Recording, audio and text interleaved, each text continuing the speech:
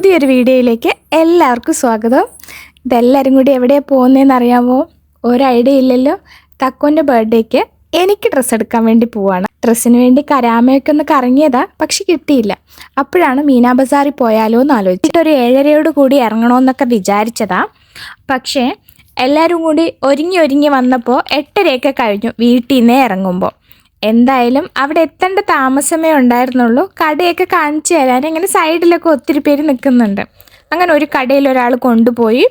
അവിടെ നിന്ന് ഞങ്ങളൊരു 4-5 ഡ്രസ്സൊക്കെ ട്രയൽ ചെയ്തു. ആ ഒരു 5 ഡ്രസ്സിൽ നിന്ന് തന്നെ ഒരെണ്ണങ്ങ് എടുത്തു. ഈ കാണുന്ന ഡ്രസ്സൊക്കെ തന്നെയാണ്. ഇതിൽ തന്നെ ആദ്യം തക്കുവിൻ്റെ ഉടുപ്പിൻ്റെ മാച്ചിങ് കളറൊക്കെയാണ് നമ്മൾ അന്വേഷിച്ചത്. പക്ഷേ എൻ്റെ ഹൈറ്റുമായിട്ട് അതൊന്നും മാച്ചിങ് അല്ല. കാരണം എനിക്ക് ഏറ്റവും ഷോർട്ടായിട്ടുള്ള ഡ്രസ്സുകളൊക്കെ ചേർച്ചയുള്ളെന്ന് എനിക്ക് പറ്റുള്ളൂ. അതുകൊണ്ട് തന്നെ ആ ഒരു പ്ലാനൊക്കെ നമ്മളങ്ങ് ആദ്യമേ ഉപേക്ഷിച്ചു. ഡ്രസ്സൊക്കെ എടുത്ത് കഴിഞ്ഞപ്പോൾ ആദ്യമായി വന്നതല്ലേ, പുറത്തൊക്കെ ഇറങ്ങി നടന്നിട്ടൊക്കെ ഒന്ന് തിരിച്ചു പോകാമെന്ന് വെച്ചു. അങ്ങനെയാണ് കമ്മലുകളുടെയൊക്കെ കടയൊക്കെ ഒത്തിരി കാണുന്നത്. ആദ്യം കണ്ട കടയിൽ ഒരുപാട് നല്ല കമ്മലുണ്ട്. പക്ഷെ നമ്മൾ ബാർഗെയിൻ ചെയ്യണം എന്നാണ് മനസ്സിൻ്റെ ഉള്ളിലുള്ളത്. അതുകൊണ്ട് തന്നെ ആ കമ്മൽ കണ്ടു, അയാളൊരു പ്രൈസ് പറഞ്ഞു. നമ്മളുടെ പ്രൈസ് കേട്ടപ്പോൾ അയാൾ അത് ഷെൽഫിൽ തന്നെ തിരിച്ചു വെച്ചു. നിങ്ങൾക്ക് ഇവിടെ കമ്മലില്ലാന്ന്. അപ്പോൾ ഞങ്ങൾക്ക് ഭയങ്കര ഫീലായി. ഞങ്ങളത് പുറത്തിറങ്ങി വേറെ കട അന്വേഷിച്ച് നടക്കുവാണേ. അപ്പോഴും വേറെ കട കണ്ടു. നല്ല കടയാണ്, ഒത്തിരി കളക്ഷൻസ് ഉണ്ട്. അയാൾ മലയാളി അല്ല എന്നുള്ള ധാരണയിൽ ഞങ്ങൾ മലയാളത്തിലൊക്കെ എന്തൊക്കെയോ പറഞ്ഞു. പക്ഷേ അയാൾക്ക് നന്നായിട്ട് മലയാളമൊക്കെ അറിയായിരുന്നു.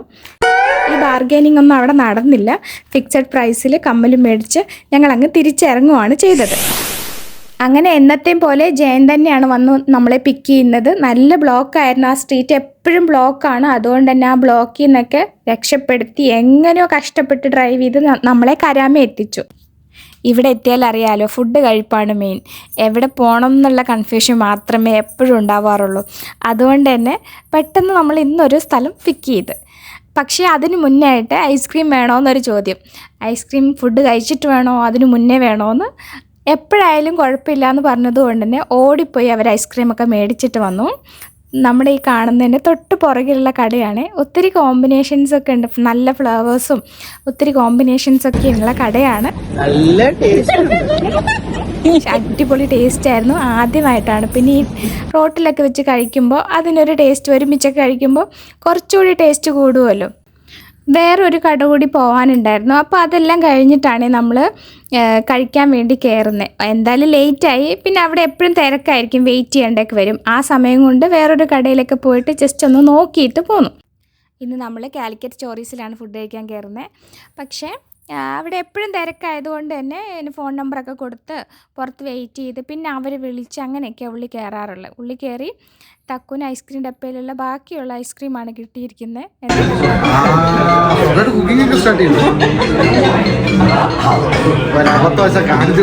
ഞങ്ങൾ എന്തായാലും ലേറ്റ് ആയിട്ടാണ് എത്തിയത്. അതുകൊണ്ട് തന്നെ എനിക്ക് തോന്നുന്നു അവിടുത്തെ ഫുഡും കഴിയാറായി, ആളുകൾ വരുന്നതും കുറഞ്ഞിട്ടുണ്ട്. അപ്പോൾ അവിടുത്തെ സ്റ്റാഫൊക്കെ വന്ന് കുഞ്ഞിൻ്റെ ഇടയ്ക്ക് ഇങ്ങനെ സംസാരിക്കുന്നുണ്ടായിരുന്നു. സാധാരണ അവർക്കൊന്നും നിന്ന് തിരിയാൻ സമയം ഉണ്ടാവില്ല. ഇങ്ങനെ ഓർഡർ എടുക്കലും അങ്ങോട്ടും ഇങ്ങോട്ടൊക്കെ ഓടുകയൊക്കെ ചെയ്യായിരിക്കും. പക്ഷെ ഇന്ന് അവർക്കൊക്കെ സമയമുണ്ട്. കുഞ്ഞിനോടൊക്കെ സംസാരിച്ച് പല സമയത്ത് വന്നിട്ട് ഇങ്ങനെ കുഞ്ഞിനോടൊക്കെ മിണ്ടി സംസാരിച്ച് അവളെ കളിപ്പിക്കുകയൊക്കെ ചെയ്യുന്നുണ്ടായിരുന്നു. എപ്പോഴൊന്നും ഇങ്ങനെ ഉണ്ടാവാറില്ല. ഇന്ന് ആദ്യമായിട്ടാണ് ഇങ്ങനെയൊക്കെ കാണുന്നത്. ഒന്നാമത് ലേറ്റായി. പിന്നെ എന്തായാലും ഫുഡ് ഓർഡർ ചെയ്യാനൊക്കെ തുടങ്ങി. എത്ര ആലോചിച്ചാലും മിക്കവാറും നമ്മൾ പോകുന്ന സമയത്ത് മേടിക്കുന്നത് ഈ പൊറോട്ടയും ബീഫും, അതായത് ബീഫിൻ്റെ വെറൈറ്റിയും പൊറോട്ടയും ഒക്കെയാണ്. പിന്നെ ബീഫിന് ചേർന്ന് വേറെ എന്തെങ്കിലും അപ്പമോ നെയ്പ്പത്തലോ അല്ലെങ്കിൽ പുട്ടോ അങ്ങനെയൊക്കെ തന്നെ ആയിരിക്കും. എന്തായാലും ഇത്ര ആലോചിച്ചാലൊക്കെ മേടിക്കുന്നുണ്ടായിരിക്കാം.